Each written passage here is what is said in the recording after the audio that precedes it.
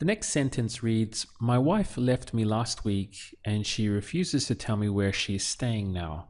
We are only communicating through email. So let's try and do this next one. We have my wife, which is mi esposa. Left me last week. So the verb to leave is dejar. So let's just put that here to begin with.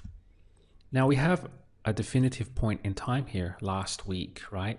So this is going to be a dot past. So she left, dejó. And she left me, me dejó. Okay, so that gets rid of this. Last week is going to be la semana pasada. Like this. Notice that it's all matching. We have la and a, so it's feminine. Okay, so mi esposa me dejó la semana pasada. And is obviously y. Now she refuses.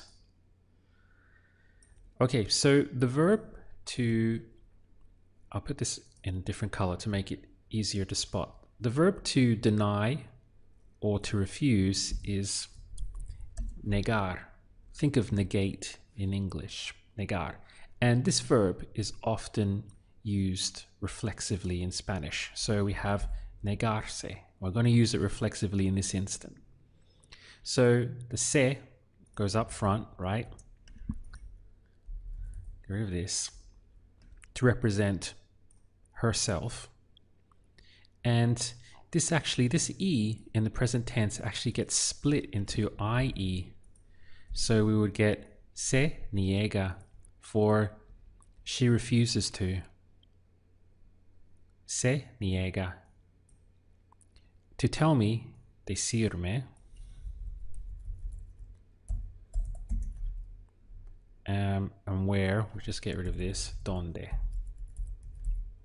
Now, we have she is staying now. Here we have an ing, and we're going to stress that, right? The verb to stay is quedar.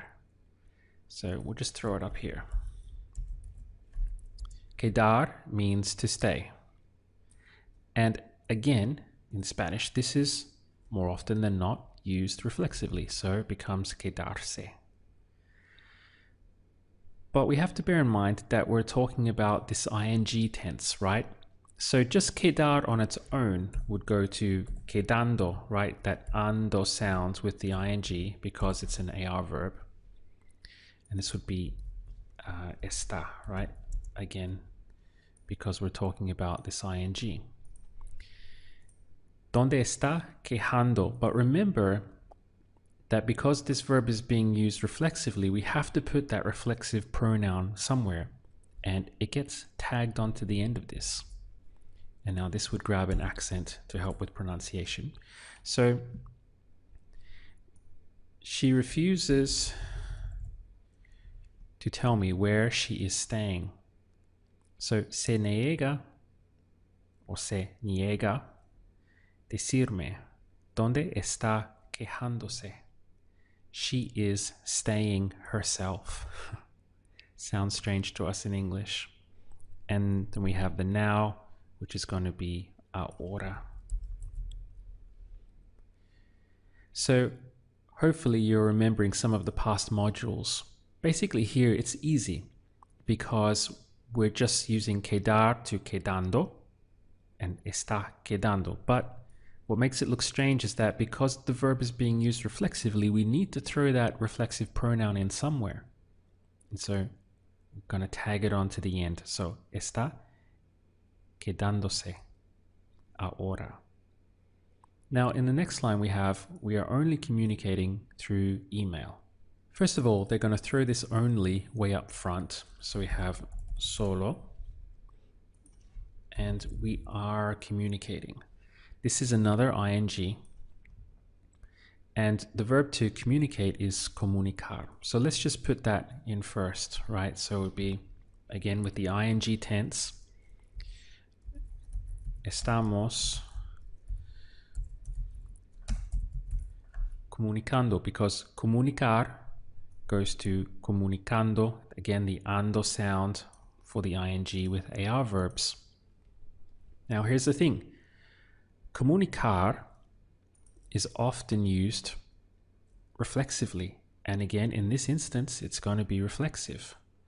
So in Spanish, literally what they're saying is that only we are communicating ourselves through email. So the ourselves, the reflexive pronoun would be nos, and again we must put that somewhere. It gets hooked on to the end, so it would be solo estamos comunicándonos. And then through email, this through would be by way of, so por fits in well here, por email. You can leave that the same. If you want to be very correct, you would say correo electrónico, but email will be perfectly understood, right? So I want to go back now just for a second for this comunicar, and I'll show you an example. Say you were on the phone and you said, or you asked, can I talk with Paul? Okay, so in Spanish, it would be puedo, and they would use the verb comunicar, communicate. So, puedo comunicar con Paul. But this comunicar is very often used reflexively. And so what they would actually say is comunicarme con Paul. So, can I communicate myself with Paul? This is why up here, we're treating it also reflexively, because this verb, comunicar, tends to default and fall into being used reflexively in Spanish. And if you look, you can see a number of examples here. So we have reflexive here, and again, reflexive here. You can see how Spanish is really in love with using verbs reflexively, even though it sounds totally foreign to us as native English speakers. In Spanish, it sounds very natural to use them. So in just this short phrase, we have three reflexive verbs. Se niega, she refuses. This one, quejándose, and this one, comunicándonos.